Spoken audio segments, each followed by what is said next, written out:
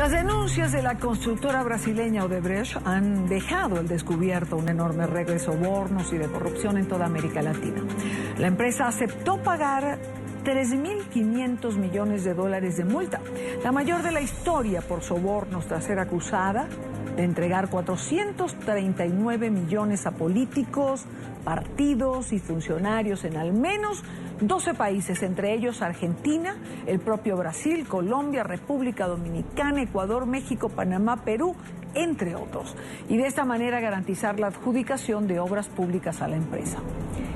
También trascendió hace unos días atrás que la constructora donó 35 millones a la última campaña presidencial del fallecido Hugo Chávez Frías en 2012.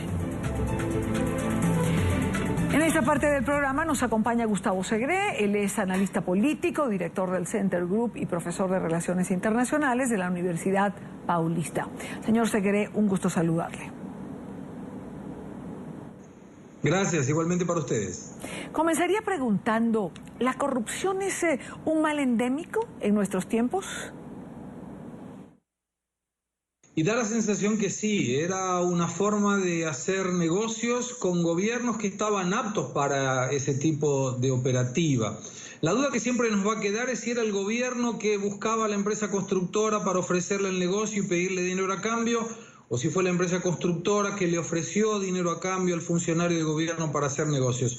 Lo cierto es que aquí en Brasil están siendo todos procesados por corrupción activa, en el caso de las constructoras, y corrupción pasiva en el caso de los gobernantes, inclusive el expresidente Lula da Silva. Cuando uno revisa los montos y habla de esta danza de millones de dólares, por ejemplo, los 35 millones otorgados a la campaña de Hugo Chávez, no puede dejar de preguntarse, ¿el Estado brasilero no se daba cuenta de lo que estaba haciendo Odebrecht?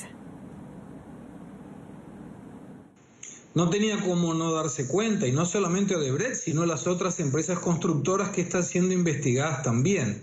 Y uno ahí se pone a pensar en algunas colocaciones. Primero, los sobreprecios absurdos que se han pagado durante tanto tiempo y que eso le ha retado a la población. Porque vos fíjate que 35 millones de dólares en una campaña, nadie coloca ningún dinero en ninguna campaña si no espera nada en cambio.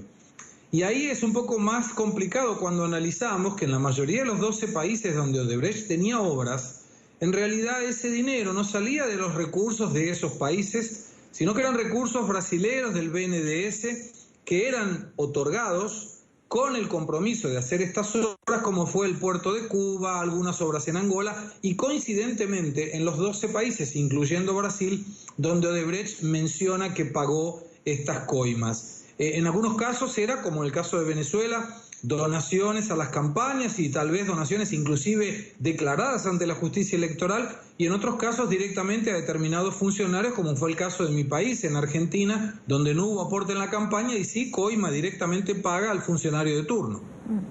Ahora, Gustavo, ¿puede alguien pensar que el expresidente Lula no sabía lo que estaba ocurriendo? No, de ninguna manera. No existe esa posibilidad. Y vos fíjate que en el 2005, cuando hubo otro caso de corrupción que se denominó el mensalón, donde se le pagaban por medio de empresas y préstamos a congresistas para que aprueben las leyes que Lula proponía, Lula consiguió salir sin ningún rasguño. Y lo que él adujo era que él no sabía de nada. Nosotros hicimos, junto con algunos alumnos de la Universidad Paulista, lo que se denomina juegos de empresa, utilizando el dilema del prisionero de William Tucker y el equilibrio de Nash, de John Forbes Nash. En esa cuestión, en ninguno de los escenarios nos da como posible que Lula no supiera lo que estaba ocurriendo, y llevamos el escenario a si esto fuera una empresa privada y Lula fuera el presidente de la compañía. No existe ninguna posibilidad de que Lula no supiera, y voy más lejos.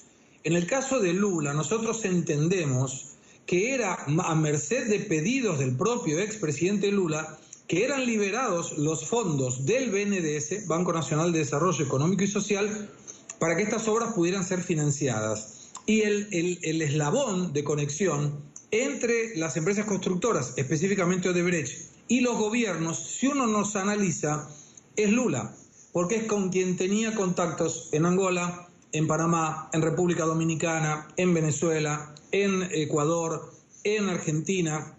y observemos que inclusive otro de los conectores es el nombre de João Santana y su esposa, que eran quienes hacían las campañas presidenciales de muchos de esos partidos en esos países. Entonces, se cierra de alguna manera el círculo y Dani, yo creo que tenemos que esperar ahora a que la homologación de los 77 ejecutivos de Odebrecht tenga la homologación de la Corte Suprema y a partir de ahí pueda ser divulgada, primera, y ser utilizada por la justicia en segundo lugar.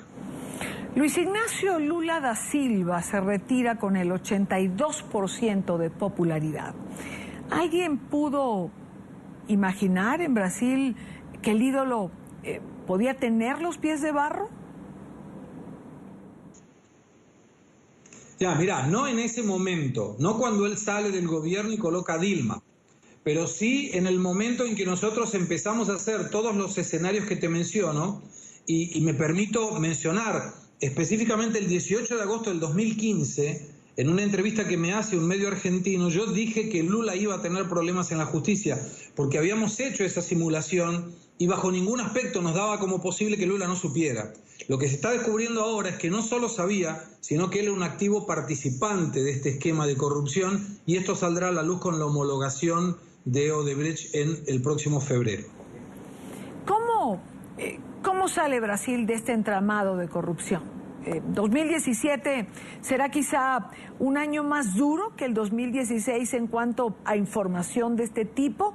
¿Cómo va a levantarse Brasil de toda esta circunstancia por la que atraviesa?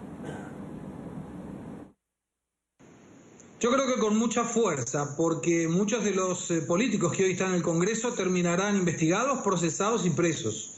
Me da la sensación que todo será un antes y un después de estos casos de corrupción de Odebrecht y de las otras constructoras, de Petrobras, y podrá ser un ícono cuando ya por el mes de abril o mayo salga la primera sentencia contra el expresidente Lula da Silva, lo que podrá hacerle ver a los brasileros y al mundo que nadie está por arriba de la ley, se llame como se llame o ocupe el cargo que ocupe. Gracias a Gustavo Segre, analista político, por compartir con nosotros estos minutos en NTN 24. Gracias a ustedes.